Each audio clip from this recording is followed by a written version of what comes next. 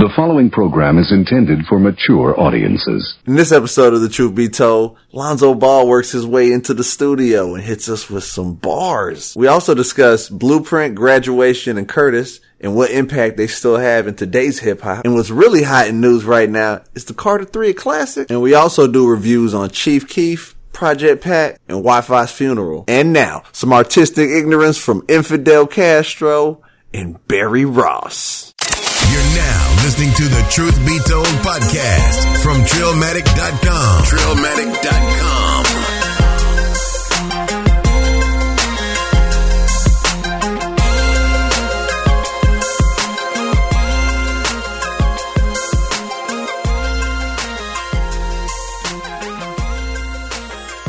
What it do, Trillion? Blah, blah, blah, blah, blah. We back. That's right. Hey, you hit him with the gunshots like back in the old days. Yeah, you know. You sounded like a 2003 mixtape just now, dog. Yappers. That's right, y'all. The Truth Be Told podcast. We back. Episode 82. Ooh. That's right. We got a lot to talk about. It's officially September 11th. Yes, so it is. The 16th anniversary of the Trade Tower attacks. Yeah. That happened World back Trade in Centers, yeah. Right, it changed America forever. Forever. And ain't nothing been the same since. Nothing's been the same. Nothing was the same. Shout out to Drizzy. Yeah. A Canadian. But watching from the outside. Not only that, a lot happened in hip hop too.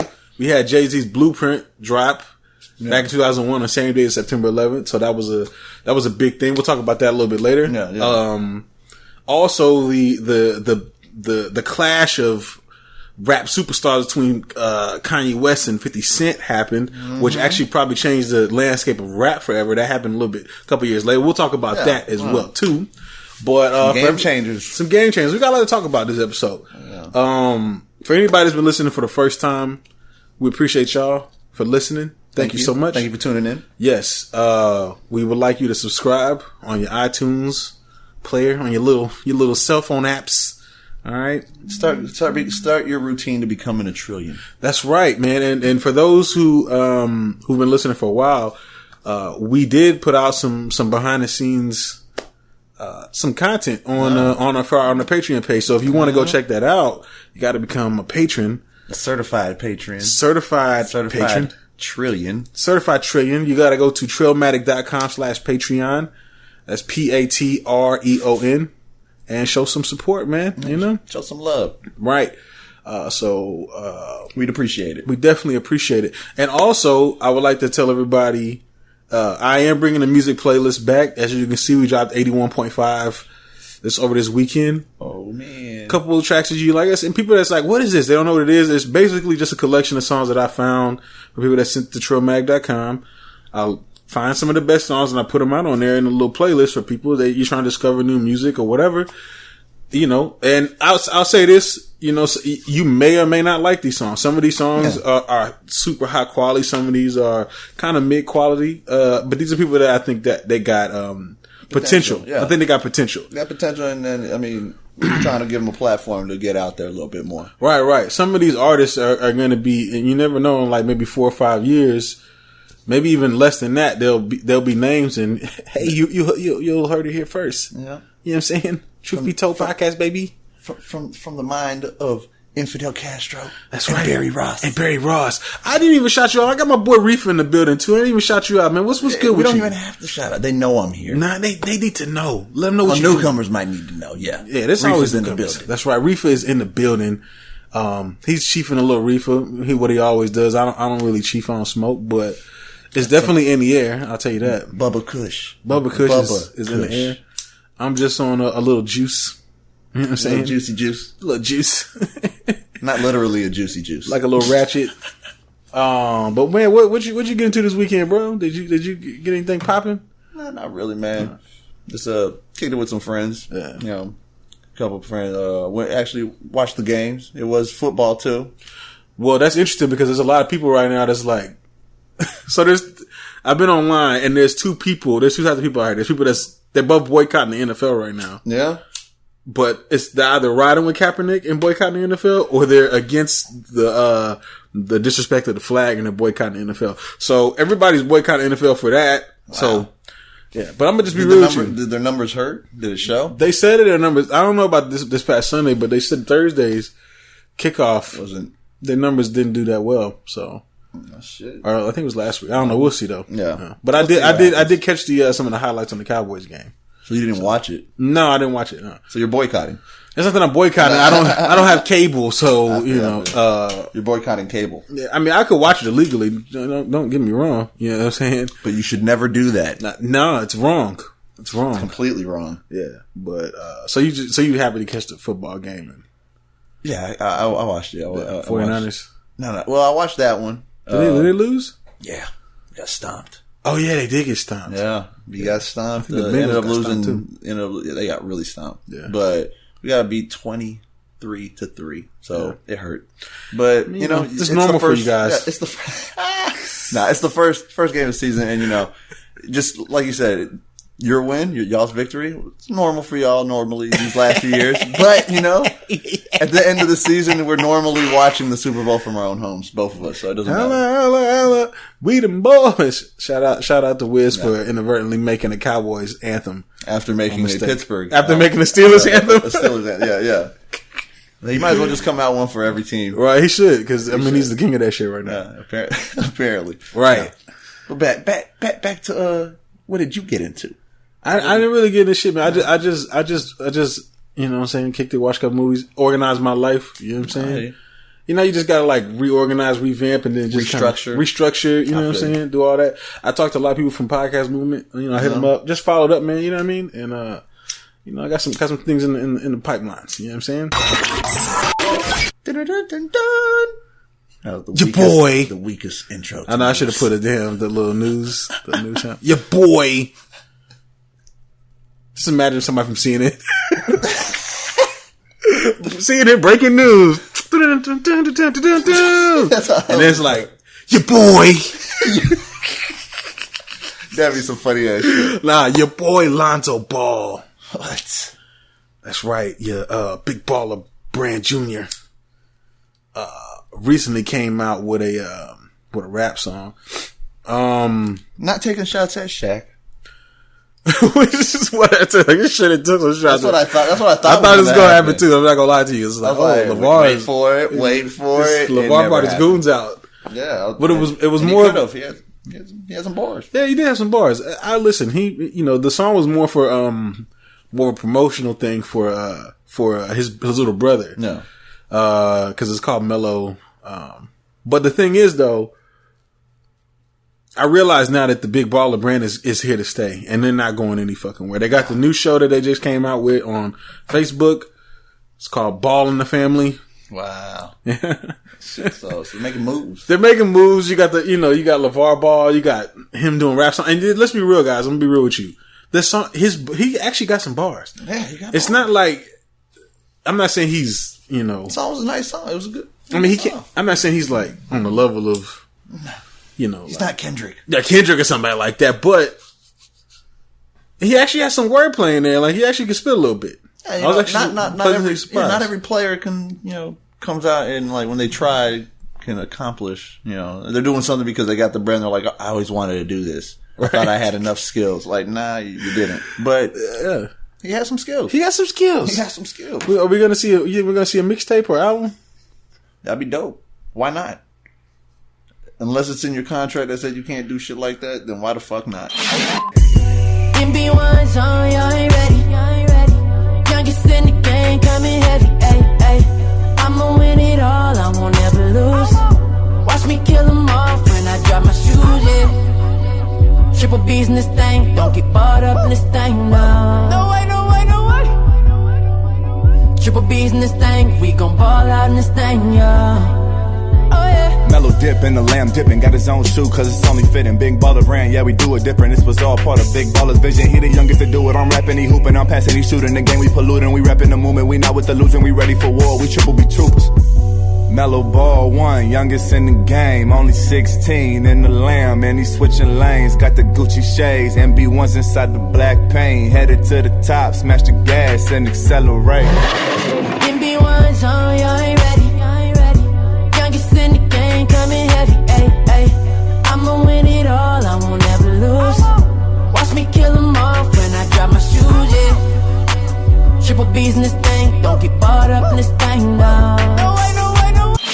listen, I'm gonna be real with you. We heard LeBron's bars.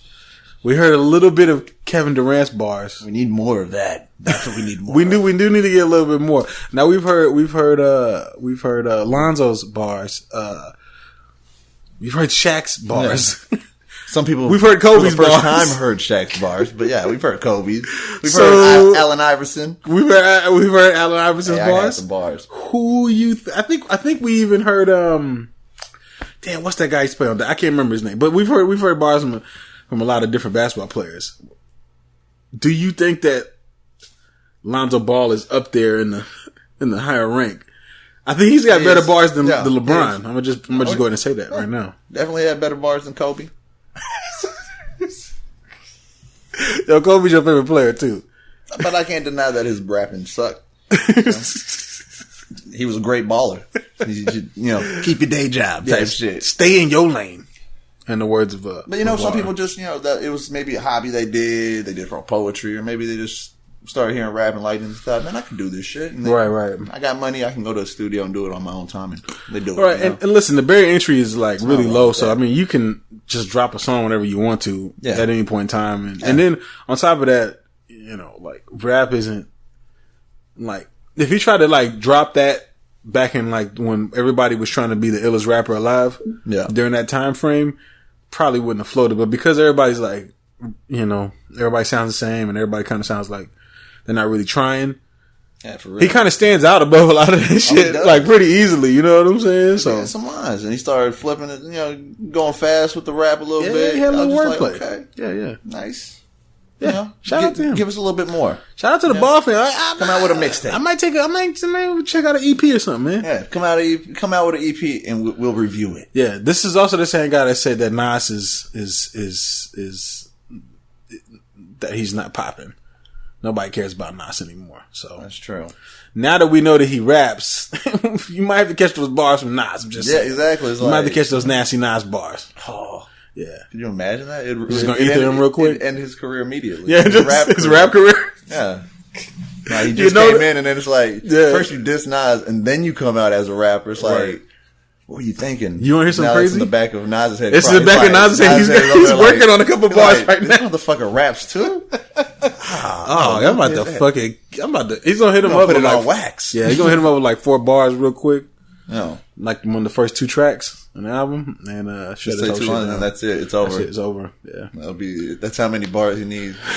1 bar, probably. Yeah, probably 2 bars. 2 bars, yeah, 2 bars. 2 good bars. Still, you might be able to do it in 1 bar. You never know. Shout out to Nas. Shout out to hip hop. Your boys, Ye and Jay. Those my people. Yeezy and Jigga.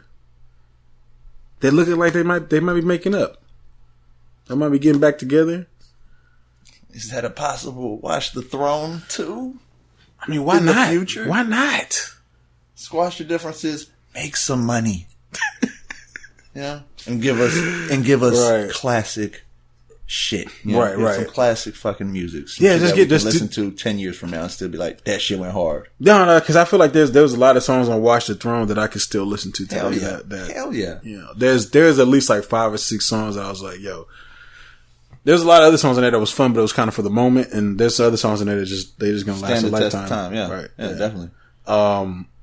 But I mean, I would love to see another Watch the Throne too album, especially with the way that they did it the first time. Yeah, exactly. Yeah, there's a lot of people that would. People our age, of course. You know what I'm saying? Definitely want that. I mean, there's a lot of the youth that love Kanye West, and there's a lot of. Come on, let's be real though. Like niggas in Paris. Even if you call Jay-Z like an old ass dude at that time period, like you can't knock like how fire that song was. Like the song wouldn't have been as fire if Jay-Z wasn't on the song. Like let's just be real. I mean Kanye was fire too, but just both of them together like that, they just made a fire song. Yeah, it was just, I mean, that shit, you could tell that they spent some time in the studio and perfected this shit. You know right. They perfected it. Not bar wise, because everybody thinks that like they're supposed to like come with these. When I heard it, I was expecting like crazy ass bars, but then when I heard it, I was like, no, this isn't about bars. It wasn't. It's about music. Yep. It's about making the right song and saying the right thing at the right time. Chemistry. Right. That's all it was. Yeah. I mean, it wasn't about showing out. Right. You know what album came out around the same time? They did show out. But you know what album came out around the same time that was about bars? The Eminem and Royce came out around the same time that did. And I remember people were like, you know, which one is better? Yeah. And I think that if you wanted just bars and lyricism, you'd ride with them. You ride with Eminem and Royce. But I think if you wanted like the full scope, like the music, the sonic sound of it all, I think that you roll with Watch the Throne. Yeah. You know what I'm saying? That's just my personal. I would have to say I listened to Watch the Throne more than I listened to the Eminem and Royce. Yeah, there was a couple songs of the Eminem and Royce, but that went hard as fuck. And then I listened to it not just once, and that was it. Right. I listened to both of them plenty of time. Yeah. But if I was to say which one I listened to more, it was Watch the Throne. Watch the Throne definitely had way more replay value than Eminem and Royce. But I mean, not to say they didn't have replay value, because no, they had some replay, but it wasn't, but not as much. It wasn't Kanye and Jay-Z. Like at the end of the day, that had been wanted for the longest. People already know about it was a big Royce. That's like a duo already. They wanted that too, though, because that's what happened a long time ago. They did. They wanted it, but they'd already fucked with each other like on a level where you knew that was coming, and you also knew I don't know though, because the first time that I had ever heard Eminem and Royce on a song together was on Slim Shady's first album. Well, not his very first album. That was kind of. And then they have a falling out. They had a falling out after that, but it was that song "Bad Meets Evil." Yeah, that was the first time, and then they were at the end. It was saying they were gonna continue, and they didn't continue on until this album, probably fucking 15 years later. And it was called Bad Meets Evil, so it was perfectly titled to like reintroduce them as that duo from that track. Right. But so it was kind of in the works. You know, we needed that to happen a long time ago. That was in the works for a while. Yeah. But it. So at the end of it, didn't know if it was gonna happen, but still, like those two, you knew what you were gonna get. You didn't know what you were gonna get with the JAY-Z and Kanye. So you. All these years, well, I say it's probably about 5, 6 years later, you're saying Watch the Throne was a better project than Eminem and Royce's Bad Meets Evil. Oof. Years later. Test of time. Yeah, I think yes. Let me just say yes. Yeah. We're gonna have to ask that one. I had to think about it. I agree with you. Eminem and Royce. I mean, you can't take shit from what they do, because as a duo, disgusting wordplay, right? You know, their chemistry is just is on point as well. But like just the album, like it was. I think it was more anticipated. It was a bigger hype around it. I mean, Watch the Throne was just a bigger album. It was definitely a bigger album. It had more impact in my eyes. Yeah, it did. Yeah, that's the thing. It had more impact in the hip hop community. You know what I'm saying? Right. Culture. Period. Right. You know what I'm saying? I mean, come on, niggas in Paris. Today, or for people that's listening, yesterday was September 11th. The Blueprint dropped. Jay-Z's album, The Blueprint, dropped on September 11th.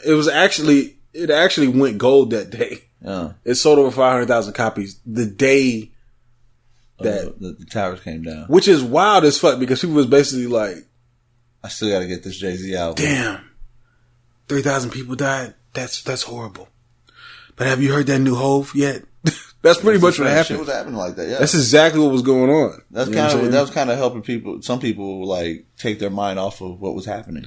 You know, it was. That kind of fell into that. You know what I'm saying? Where a lot of people were just trying to discuss that, so they didn't have to talk about all the shit that was happening. I think too, the fact that it was Jay-Z's from New York. And that too. Yeah. It was kind of like support. Yeah, it was kind of like sticking like a flag in the sand, like, nah, this is New York. You know what I'm saying? I think there was some of that going on too. You know what I'm saying? I could dig that. Right. And then on top of that, that was when Takeover came out, and you know, the diss to Nas and Prodigy. There's a lot going on. There was a lot going on when that album dropped, man. But I mean, a lot of people consider this album a classic. You know, one of Jay-Z's best albums, like probably in his top 3, if not the top album. I know you've heard it plenty of times. I've heard it plenty of times. Do you believe that this was a classic? I know people say this, but do you think that it stood the test of time as the Blueprint? Yeah, the Blueprint, the very first Blueprint. Yeah, I did. Right, that does. Yeah, I mean, it's another one that Jay-Z has just. I mean, he made a classic. You know what I'm saying? right there. And then it kind of like, that was basically like you said, it was putting the flag into the dirt right there. And I mean, and it was doing it not just for New York, what they were going through. He was doing that just in hip hop. You know what I'm saying? It really also was. putting the flag down saying, yeah, this is mine. Mm-hmm. You know what I'm saying? And you can't stop this. You know what I'm saying? And it did definitely go against the test of time. Like it's still today. You can go back, jam that shit, and that shit would go hard as fuck. Right. You know, too, that was, Kanye West. That was him bringing Kanye West up. Just Blaze was coming up. Mm-hmm. I think it was mostly Just Blaze and Kanye West. There were a couple tracks on there that, to me, I do like to call this album a classic. There were a couple little smudges on the album, you know what I'm saying, which, chigga, that nigga jigga. That was kind of like a little like, we didn't need this one, you know what I'm saying? Yeah. And then he also did the song he did, Hola, Ovito. Those were kind of like the points of, like we could have tightened these up or we could have tossed these off, you know what I'm saying? And still would have got the same effect. But it's just kind of nitpicking, you know what I'm saying? Exactly. But, for the most part, that was a good ass album, like front to back. Fuck yeah. You know what I'm saying? Even those songs, he had bars in it that were, cause your boy got more sixes than first grade. I remember, you know what I'm saying? I picked up the bars, Hovey. But I do think it was a classic. Dedicated fan right there. I'm a dedicated fan. I'm a big JAY-Z fan. I know a lot of people probably, He's being biased. Yeah, listen, the girls, great song. The H to the Izzo with the Jacksons, the samples on this album were dope. Oh yeah. It was just a good album, man. The lyrics, he had bars, he had, the You Don't Know song. You don't know.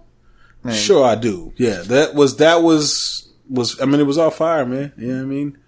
It's definitely one of those albums that you sit back, you play it, and you could sit back, play it, you could ride, play it. You could just listen to it anywhere. Do anything. You can cut the grass and have it in your ears. You know what I'm saying? You can do anything. Ain't no love in the heart of the city. Nah, but you know what? There's probably a lot of young people out there that they didn't really get to experience this, and they probably don't understand. Like when you listen to it now, you probably like, I don't understand. But I'm telling you, at that time period, that shit hit everybody. You know what I'm saying? Anybody that was listening to hip hop, like that shit was like monumental. Like Watch the Throne, that shit was very impactful as well. It was impactful, yeah. Like in hip hop and just in that moment, Yeah, of course. So I mean that definitely. I mean, it was a moment. It was a big moment. I know, like I said, there's people that's probably 22 years old, 25 years old. That's like, I don't understand. I don't get it. And let me tell you something, man. I'm telling y'all. This is impactful. If anybody that was around that time, they'll tell you that was a very big moment in hip hop for Jay-Z, for Kanye West, for Just Blaze, for New York. It opened doors for other people, you know what I'm saying? And then we got to experience them, you know what I'm saying? Right. Like, we got Kanye, you know what I'm saying?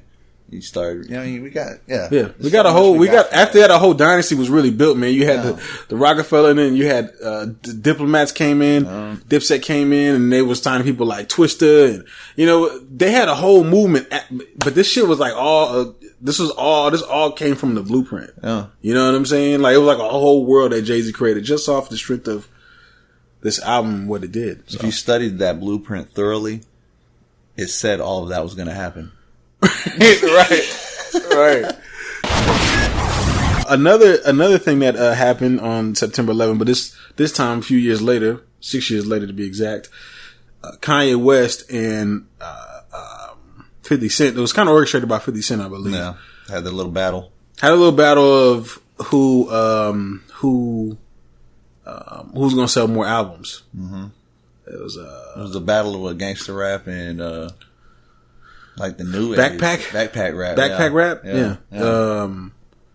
And I remember during this time, because I'm gonna be real with you. 50 Cent dropped "Get Rich or Die Trying." That was such a great album that people were. It was hard for him to come back from that. Yeah, you know what I'm saying? He just didn't make another album on that level. This second album, The Massacre, had some of that on there, but it wasn't a complete like how "Get Rich or Die Trying" was. Yeah. And then he did have some troubles. He was trying to come back out, and he had some troubles putting out singles at that time period. I don't know if you remember. He put out a couple singles, and they just wasn't really hitting. No. Kanye moving up the charts. Yeah, they wasn't moving up the charts. Kanye had dropped a single for Can't Tell Me Nothing. Mm-hmm. Where it was kind of had like a trap beat with DJ Toomp. DJ Toomp worked on it with DJ Toomp. So he was stepping into different realms of his music and everything, whereas 50 Cent was kind of struggling. And then it really did become a situation where it was gangster rap versus the backpack rap. And we know who won. We definitely know who won. It was actually a smart ass idea from 50 Cent just to, one, make it a big moment in hip hop, two, to increase sales for himself. Yeah. Because I think he already knew that he's like, he was I going to need lose. this. Yeah, I need this. Yeah, I was going to take it in. And I think he knew he was going to lose from the jump. Probably, and he just took it in stride knowing that he'd get more sales because of it at least. Right, let's just make a big thing about it or whatever. 50 Cent is a marketing genius. Talk to him behind. Oh yeah, like, hey man, help me out a little bit. He did the Floyd Mayweather to Conor McGregor shit. Yeah. It's pretty much the exact same thing. Not only is it going to boost your sales, but you'll help me out because it was a good PR. I'm do too well this time. Right. It was a good PR situation, and now 10 years later, we look back at it, and it did a little bit more than just give out good PR. Like, it really did change the landscape of music. I think the reason that we have a lot of rap that we have now is because of Kanye West and that shift from, I gotta be this hard gangster rapper to, I'm just a regular guy and I rap, and I got some bars. Yeah. What do you think about this whole 10 years later? Like the 10-year anniversary? 10-year anniversary of this situation.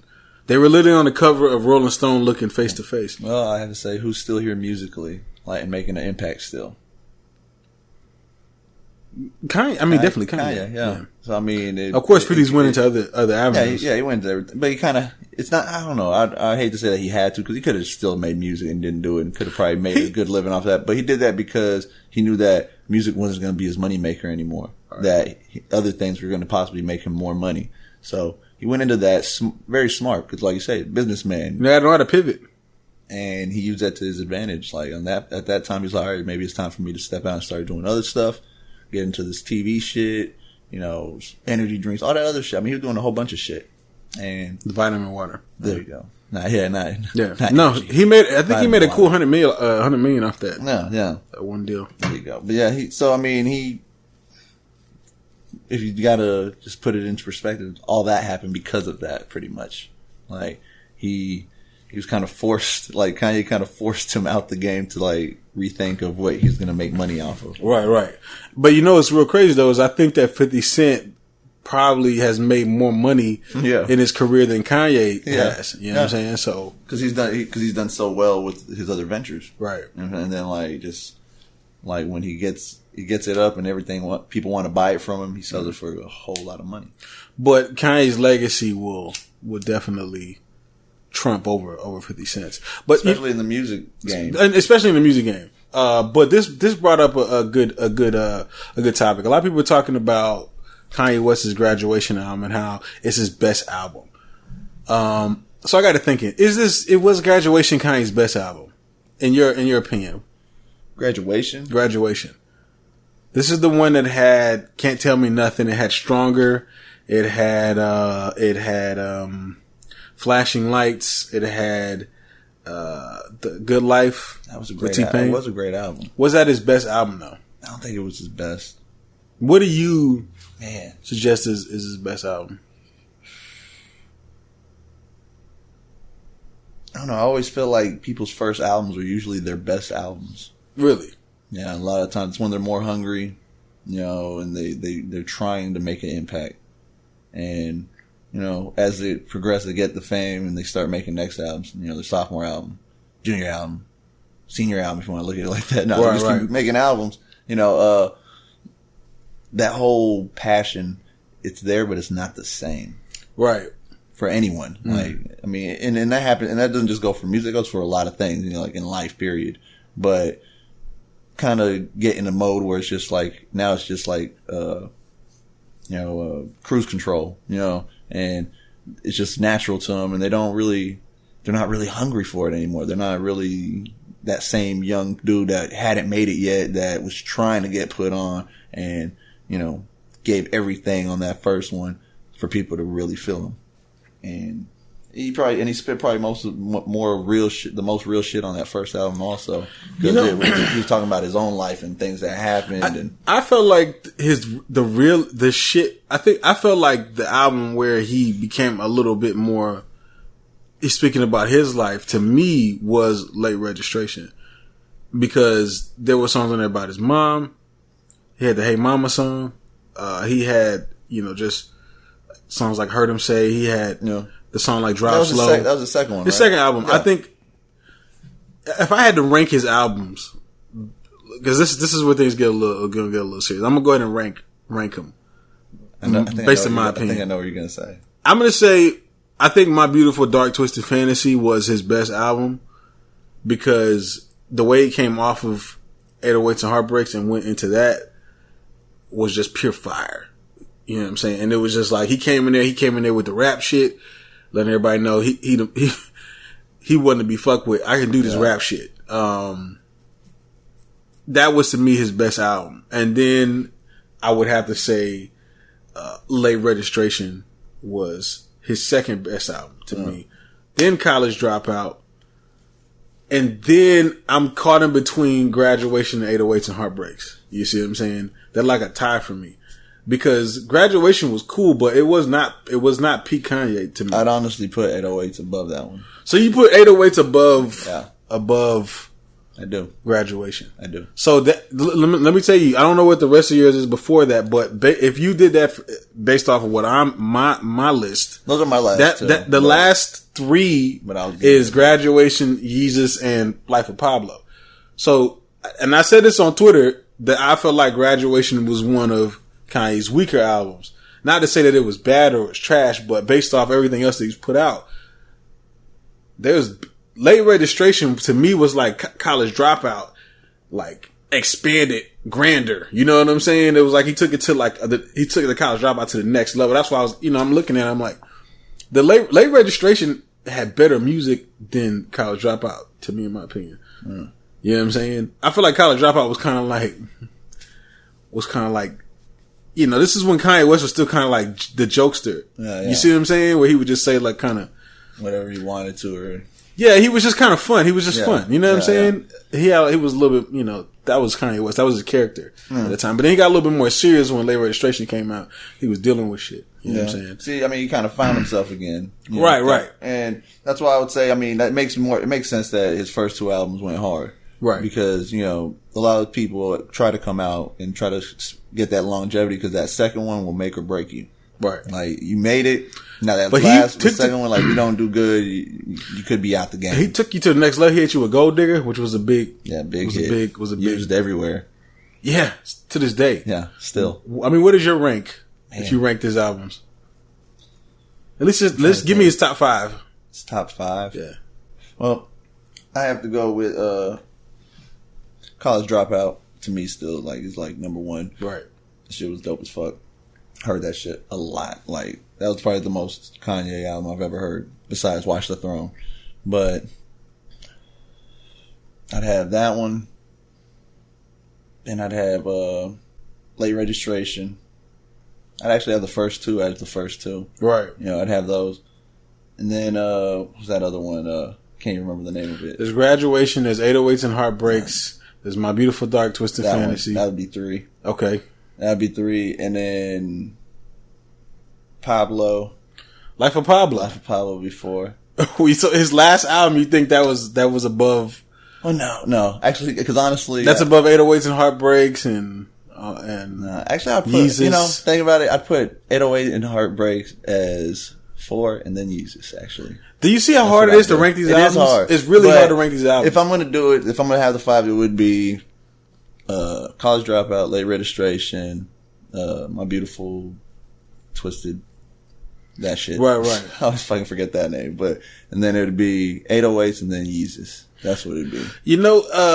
I'd have to stand by that. I want people to know that I don't think that Graduation was a trash album. I just don't think it was in his hierarchy of top albums. It wasn't in the there was some good songs on there. This realm, like the Kanye realm, like what he could do. Right. I mean, well, he did some things that were kind of, there was. But overall, he kind of pushed the game forward because he was kind of messing with the techno a little bit. He was messing with a lot of the synths. He just didn't. It wasn't a complete album.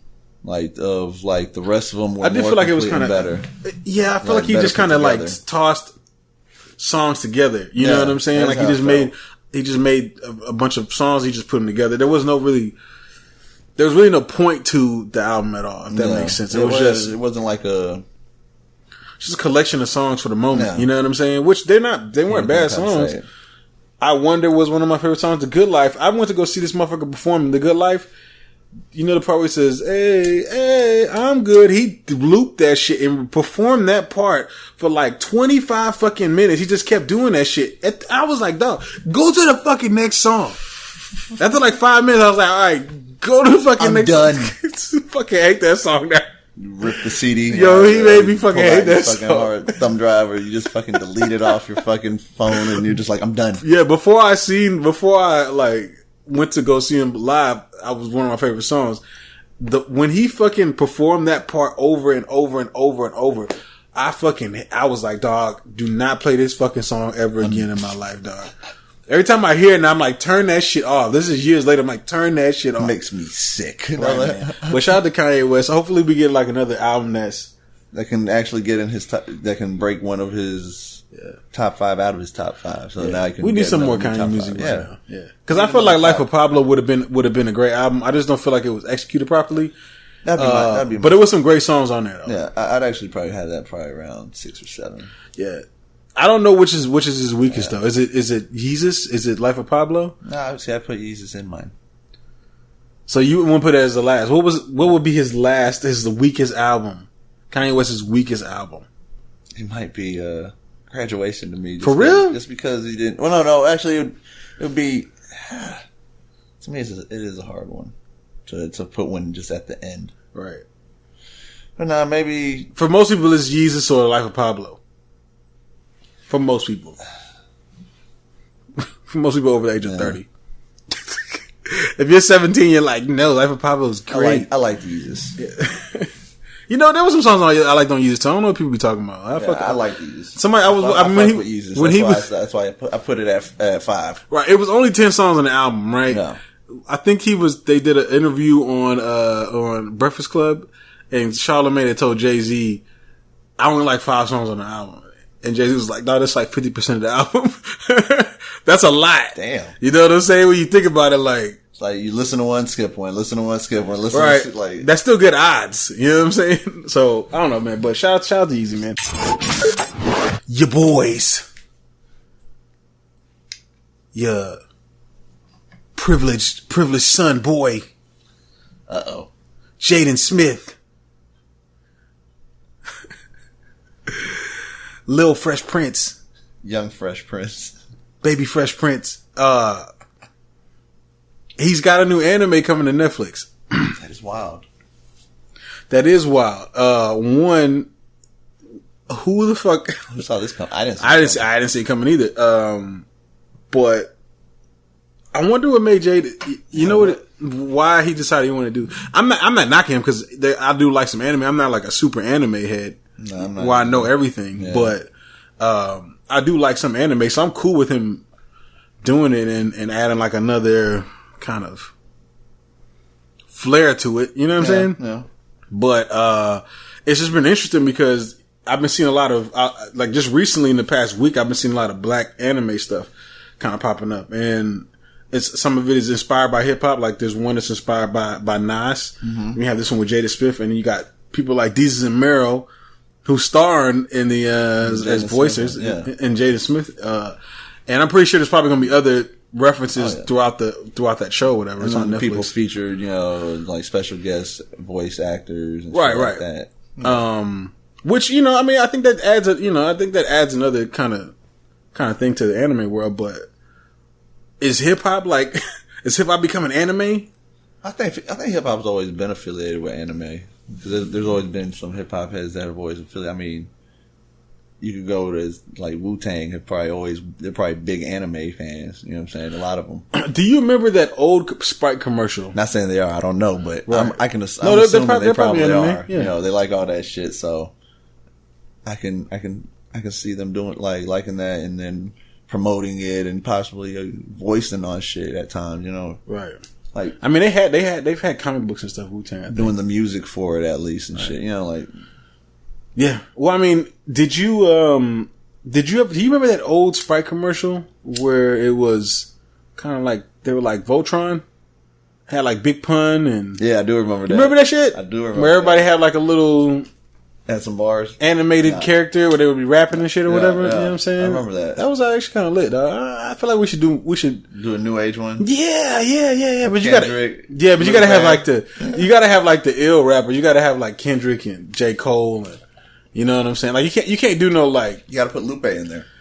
They're not gonna ever put Lupe. Lupe's not big enough for that. You gotta put like the big dogs. You know what I'm saying? I'm just saying he's more affiliated with that shit probably than any of them. Right. But I guess I'm happy to see that the anime is, you know, that there's more anime happening within the hip hop community. That is good. Right. You know, just a different take on shit, and people get to venture into that also. You know, maybe you've never even watched anime, but now they're gonna do a voice on the anime episode or some shit. You know, so it's like that's definitely good because it helps expand, you know, the community, the culture. Yeah, it really does. Just, I mean, hip hop is growing on everything. God damn, what the hip-hop fuck is taking over. We have infected every aspect, even anime. That shit ain't for us. It's just for Asians. But now it is. We gotta take that shit over. Asians is like, fuck y'all. No. I see the hatred coming out. They're like, get the fuck out of here. This ain't the real shit. But at the same time, they may embrace it because they may be hip hop heads. You know, well, of course, they just like Will Smith and Jaden Smith as actors, or you know, you never know. I mean, that shit. I mean, it's gonna be like we'll find out when it drops. Honestly, if people are embracing it, they're gonna be watching it, or they're gonna it's gonna have bad numbers. You know, we'll find out. Yeah, I think it's a good move for Netflix to try that, just because of the type of audience you're gonna reach. It's like, come on, dog, you're gonna reach the hip hop culture. And then anime, it's like you're almost creating like a new audience almost. You know what I'm saying? Mm-hmm. Not to say, I won't say you're creating a new audience, but you know, you're serving an underserved audience. You know what I'm saying? That like, you know what, I like anime, but I wanted to have a little bit of hip hop influence into it. Well, there's definitely a chance for it to grow, you know, and then really expand. And you're going to see probably a lot more. Your boy, do you think your boy Lil Wayne, Weezy F Baby? I don't know. I always do that when I think of Wayne. Right. I think of Lil Wayne. Pussy juice. Pussy juice.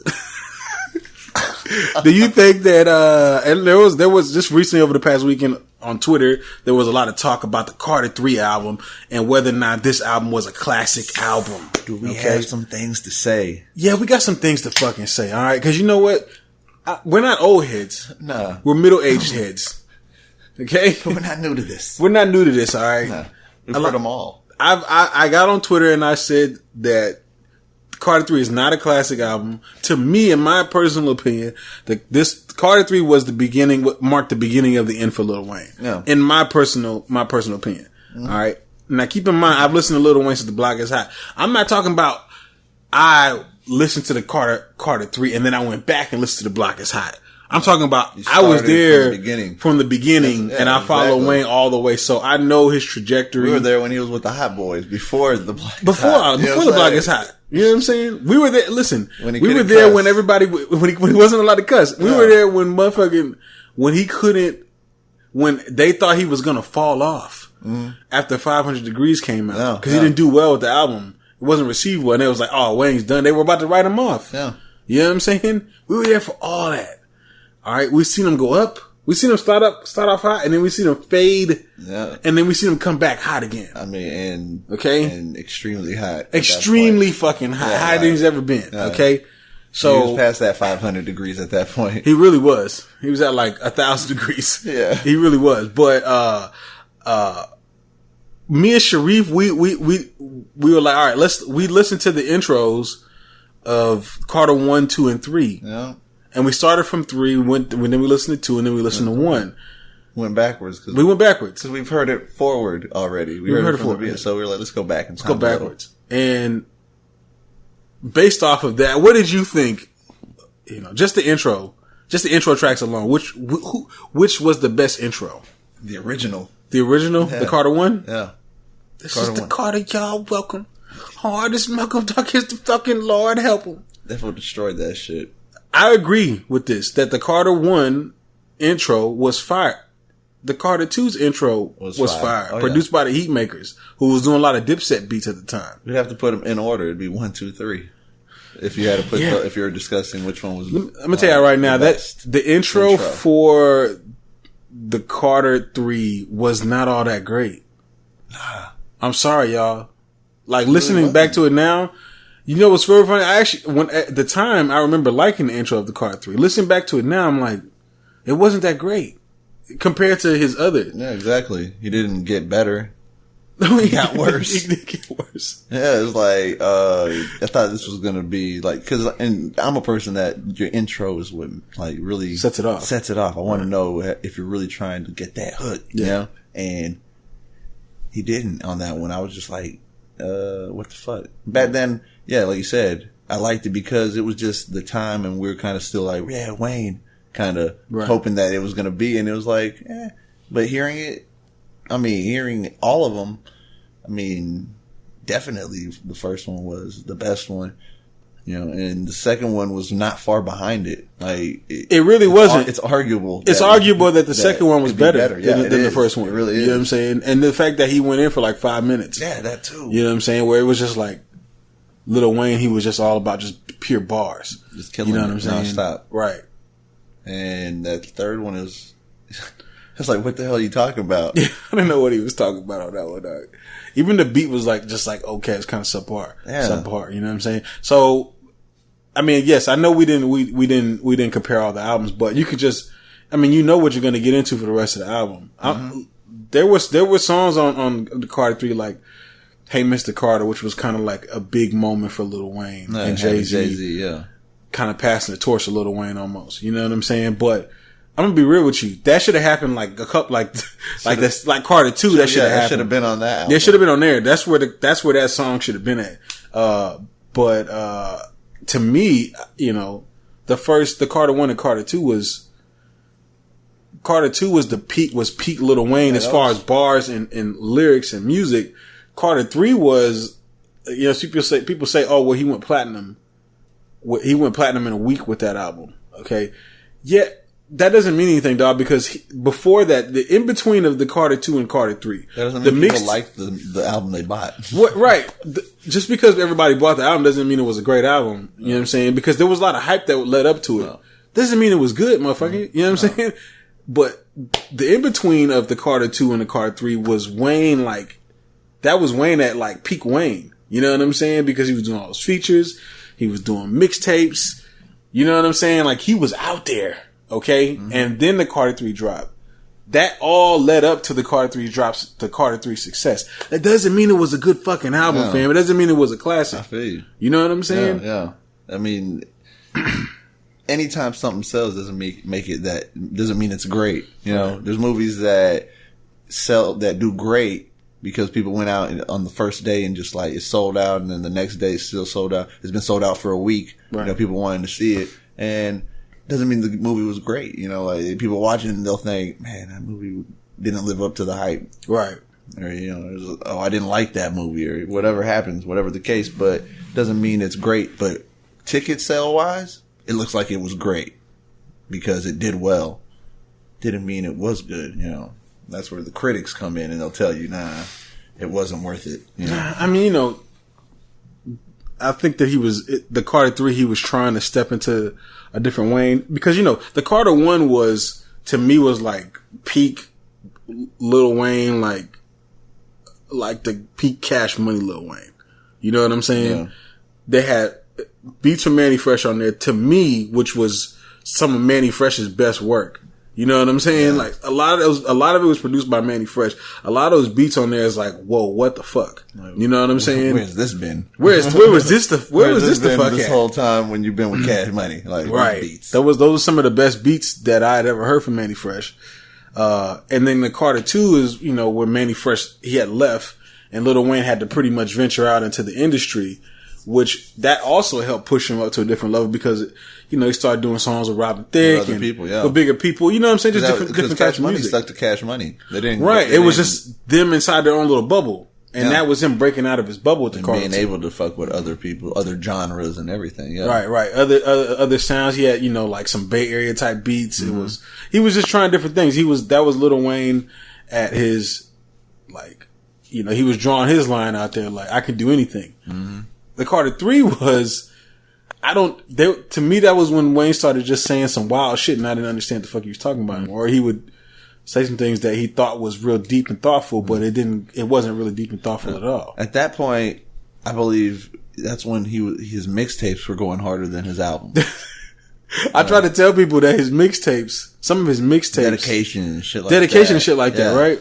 Yeah, they went harder than at that point were going harder than his actual albums, right? You know, and which he should have used those as albums, right? If he had just faded that in between the Carter 2 and the Carter 3 was where he was just letting it all out.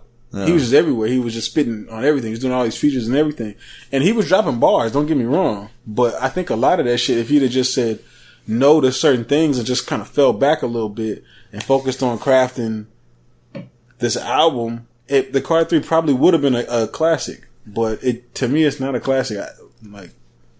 No. To me, it's not a classic. What songs do you remember from that to this day sit with you?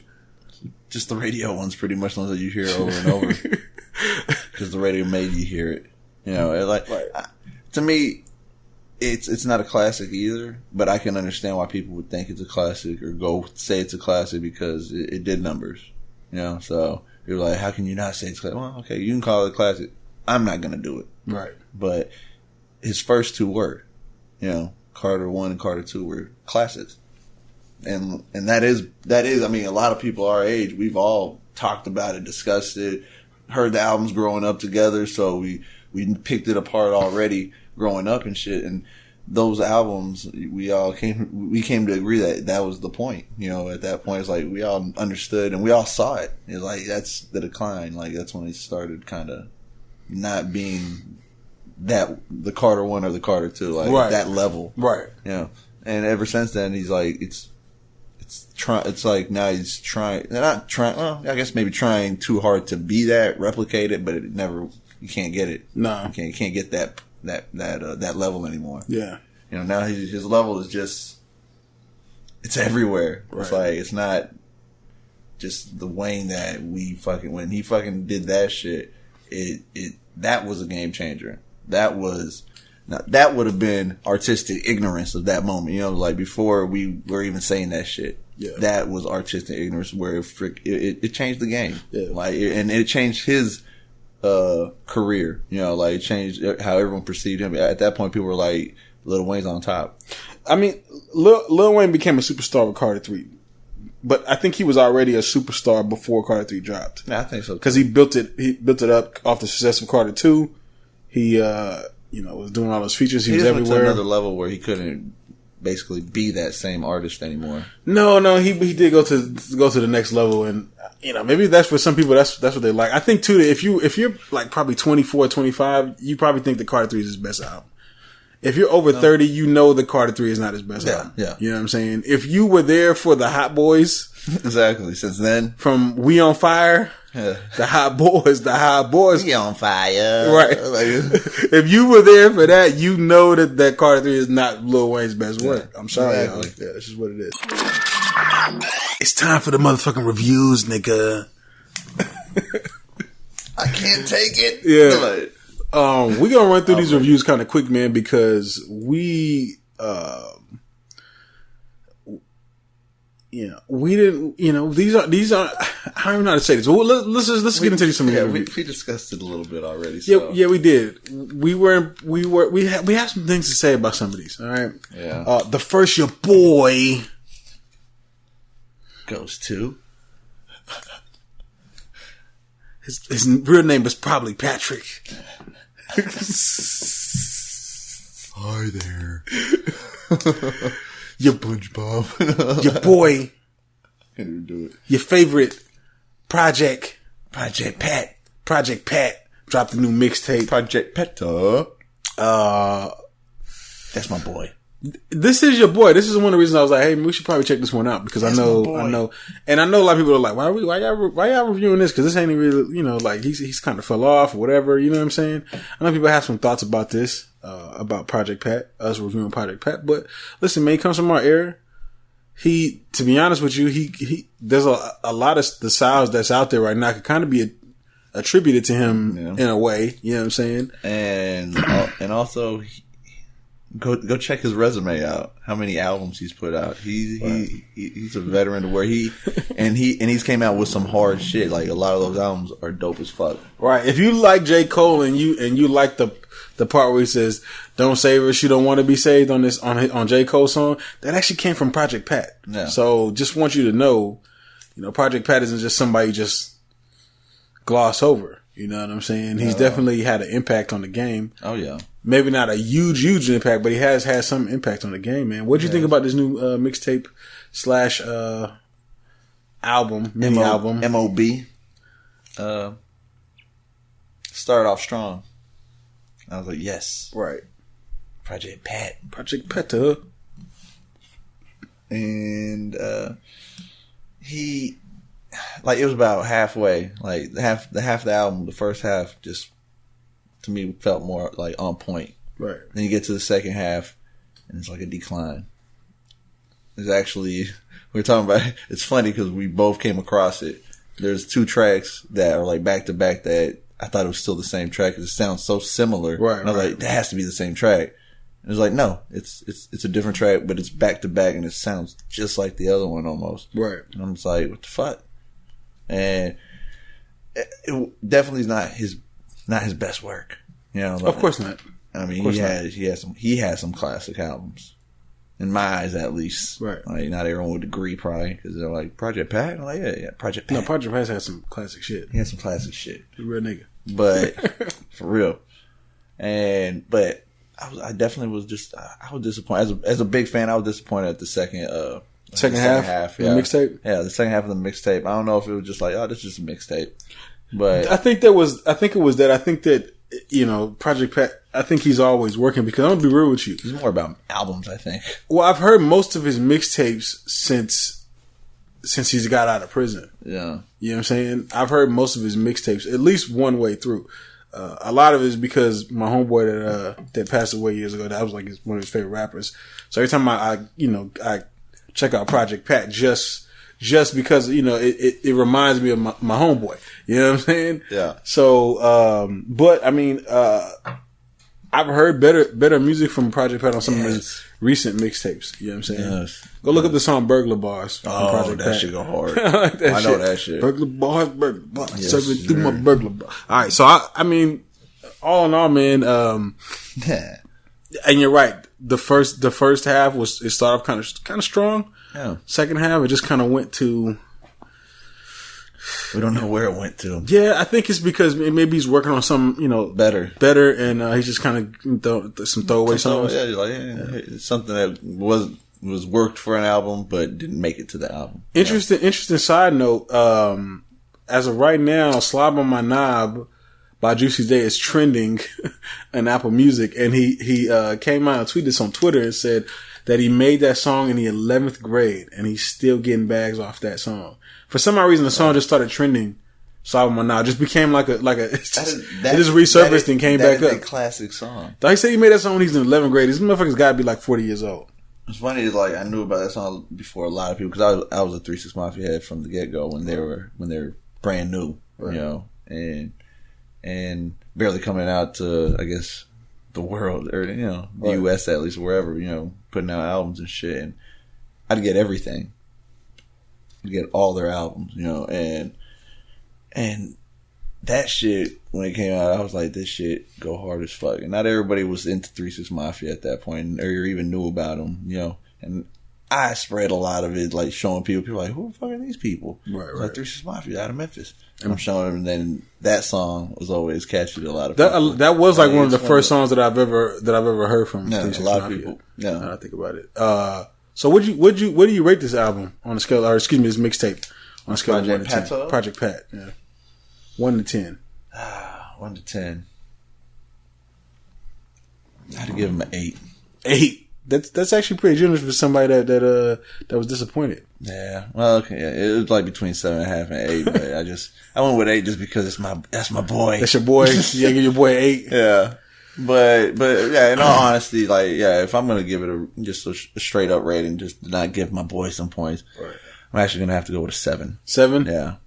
7, like, not even a 7.5 this 8. No. It'd have to be a 7 because it was disappointing, and it just like to start off strong, and it could have been an 8 or 8.5, but it just went downhill, and it just kind of almost got repetitive. Right. Like at one point, like those 2 tracks, I was just like, dude, like that, you didn't have to put those together.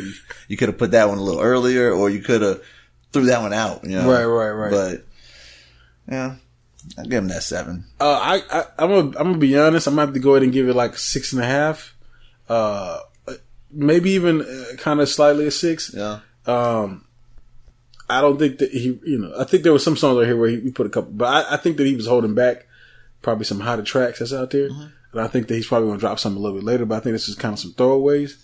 It feels like it. Put something out there, keep his name kind of going. Because I expect more from Project Pat. Right. Like I honestly have never felt that way when I listened to a Project Pat album. Every Project Pat album I've heard, I've never like felt like all of a sudden the album didn't do good. Like it was good and then it was strong and then it got weak. Right. And not weak all the like 100%. Like it was like, oh, that show's garbage. Not garbage, but it just was not on the level of the first half. Right. And it just like those were like the throwaways probably that he was just like, put on the mixtape. Yeah, let's just throw this out real quick. Just keep the name out there. I can't wait to hear an album because I know his albums have always gone hard. I don't know if he's gonna drop one, man. He should. All about mixtapes now. Yeah, I mean that's you kind of keep your name out there, you kind of stay buzzing. You know what I'm saying? And on top of that, you don't have to worry about I mean, you can go out here and do a couple shows here and there, just do a couple. Just a little bit of your new shit and then a lot of your old shit probably. That right, really of course. Hear. Your hits. Yeah. Your boy.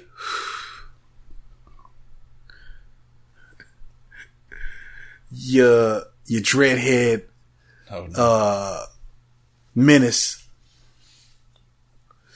Chief Keef. Dropped his new mixtape / album. I don't know what these kids are calling these days. I just know it was on that Piff, so I'm gonna call it a mixtape. Even though I believe it's probably on like iTunes and all that shit too.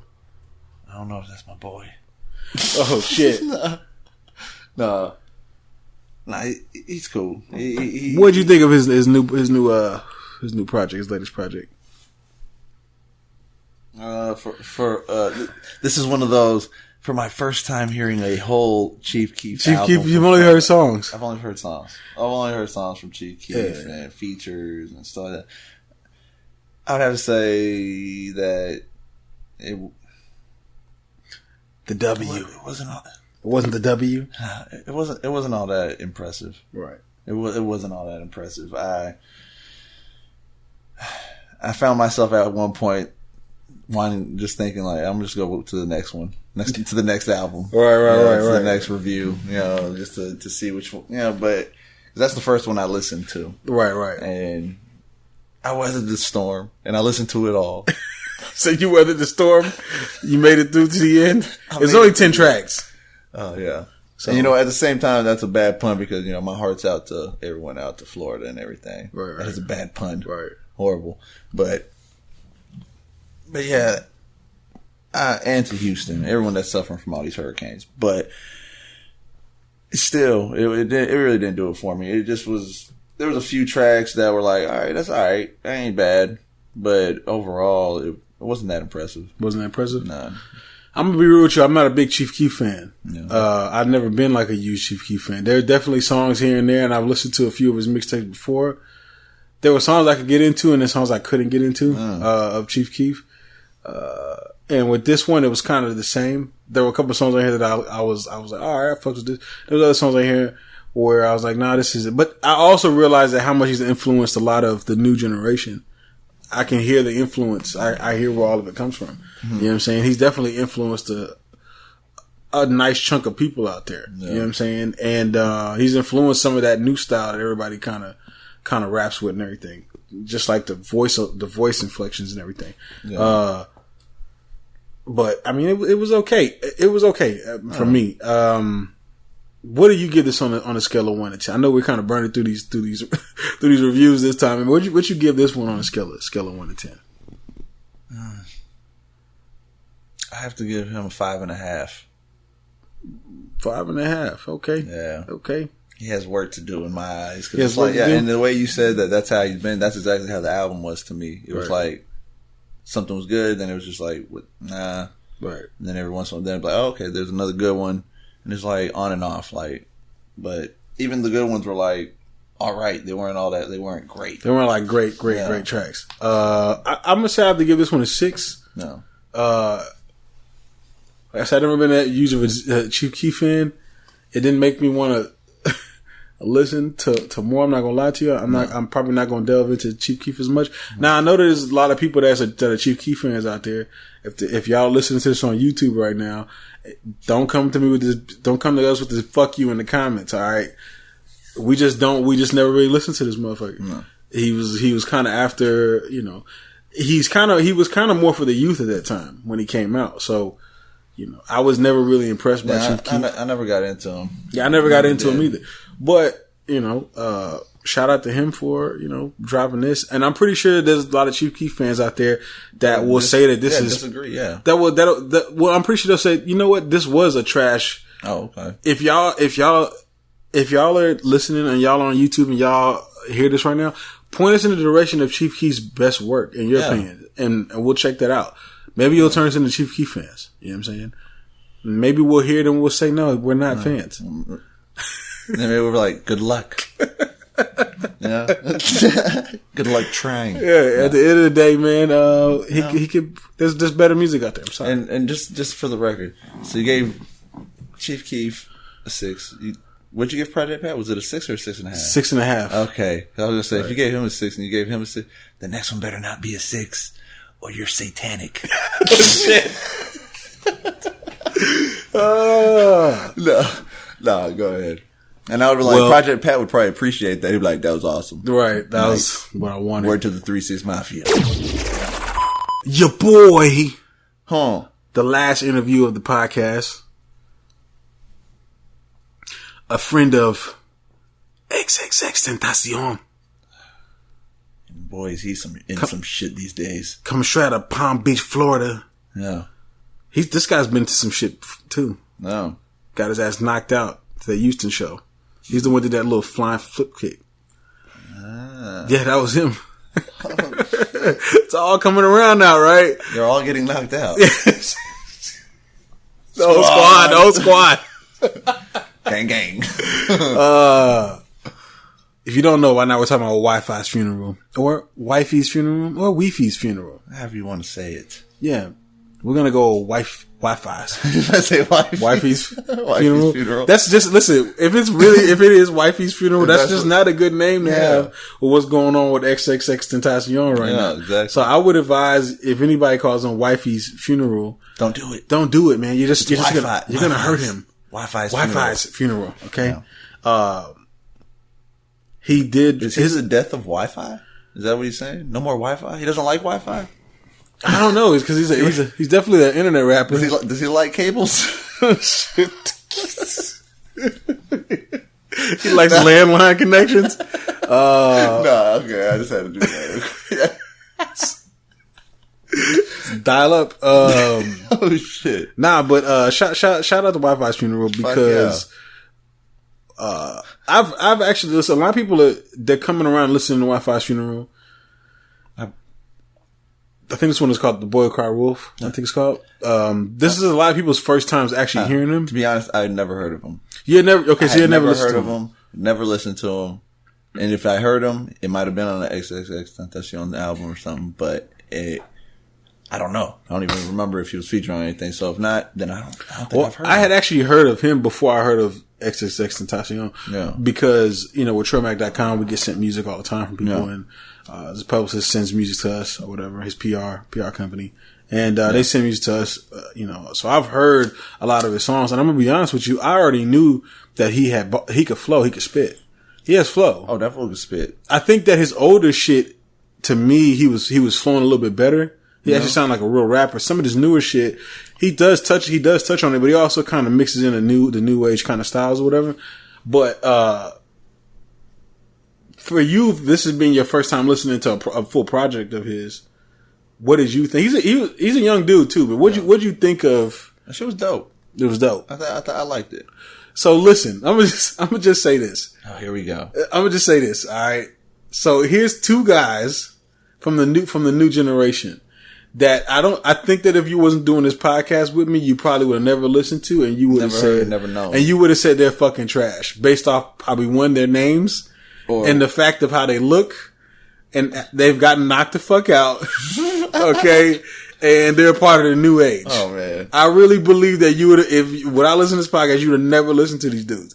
And you like XXXTentacion and you like Wi-Fi's Funeral. I don't know if I like XXXTentacion after all the shit that's going on, man. Sometimes you gotta let go. Right. We might have to let that one go too. We might have to let that one go. I might have to let that one go. But all in all, you do like Wi-Fi's Funeral in his music. So you think he's a... He did use a lot of that new age shit that is like,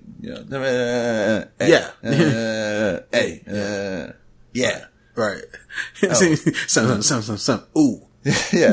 They all do that shit. One of these days you gotta flow like that, dog. Hey, just flow like that on the podcast. Yeah. It's just probably fun as fuck too. Just gotta like throw shit out there too.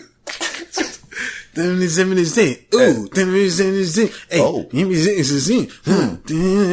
mama. Okay. Nah, but even though he flowed like that, there were still bars in there. Like you can tell he writes the lyrics, and you know what I'm saying? Like he has wordplay. Yeah.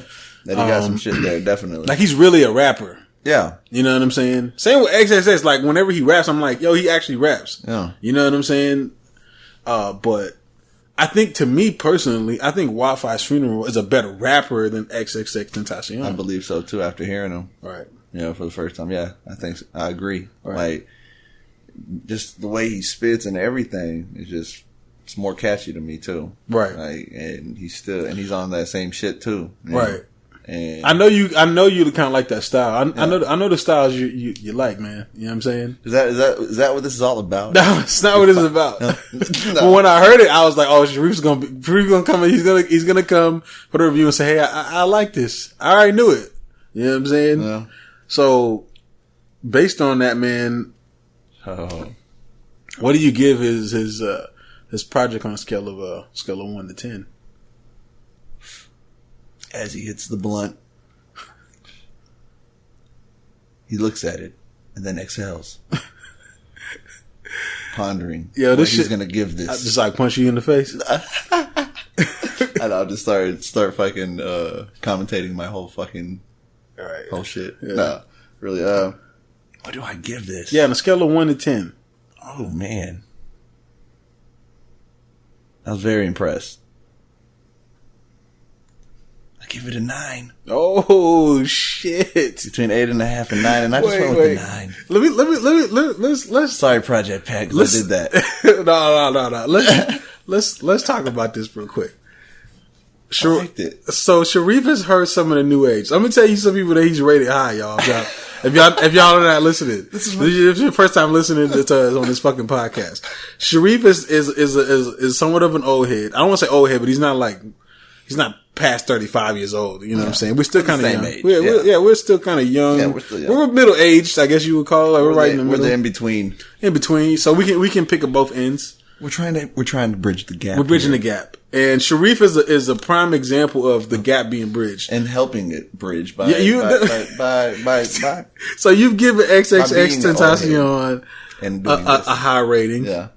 You've given 21 Savage one of the highest ratings that you've ever given somebody on this podcast. Yeah. Okay. You've given Wi-Fi's Funeral a high rating too. Yeah. All right. What the Those appeal to me. What the fuck is going on, dog? But you've seen some of the low scores I've given some of the other You've ones. given other people some low scores too, but this is interesting as fuck because all right, let me just get to my rating of the album. Like I said, I've heard Wi-Fi's Funeral before. So you said there's shit that's been better. Yeah, and for that I give him an 8, which is still pretty good. But I've heard better pieces of. See, I almost gave him an 8.5. So right, he's to the range. There's better music that he's put out. Yeah, you know what I'm saying. This kind of seems like he just kind of. There's some dope beats. Some dope beats on there. Some dope beats. Right, some shit that I was just like, okay, that's nice. That's like, I started rapping off a few of them. I had to go back and replay the songs. I was like, okay, now I'm not hearing him. Right. So yeah, you got to hear some of his older shit, man. You know what I'm saying? I'll send you some links. If y'all do too, y'all just go on trillmac.com and just type in Wi-Fi's Funeral in the search. You'll find they're in there. The songs and EPs that I've put out on the website from him, or mixtapes. But yeah, I give it an 8. Right, that's cool. Yeah, that's cool. Max 8.5. I'm kind of like in between there. See, I'm the opposite. Yeah. Just because the max though. he, like I said, from what I've heard before, I've heard him, saying just rap a little bit better before. This one, he's having a little bit more fun. He's kind of, he's kind of in that zone where he's kind of mixing it with the new age and all that, which is fine. I mean, I get it, but I feel like he has potential to be better than that.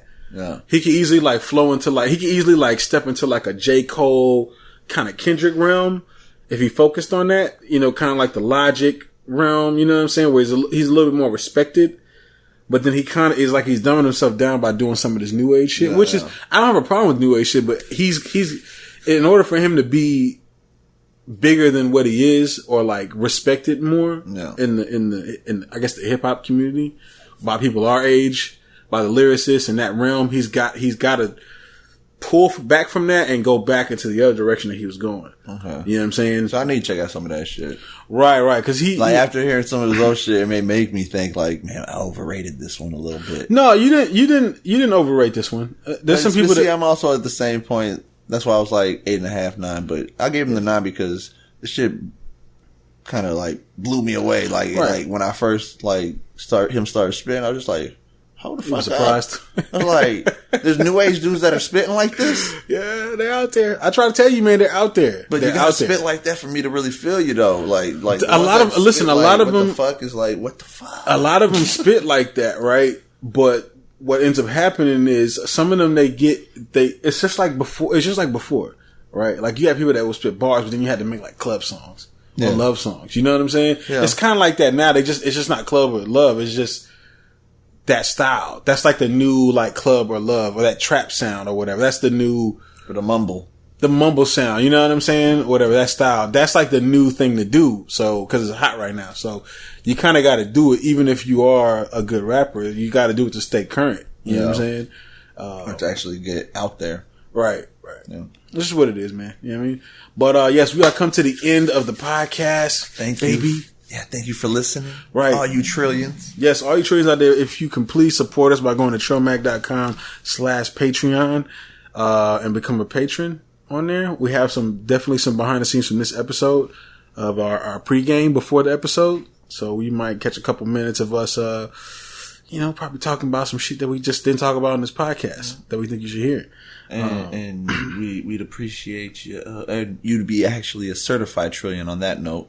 And we'd appreciate you if you subscribe. Right. Hit the notification. Right. iTunes. Yes. YouTube. Right. Matter of fact, I don't even listen. iTunes and YouTube. Yeah. iTunes and YouTube. Google Play.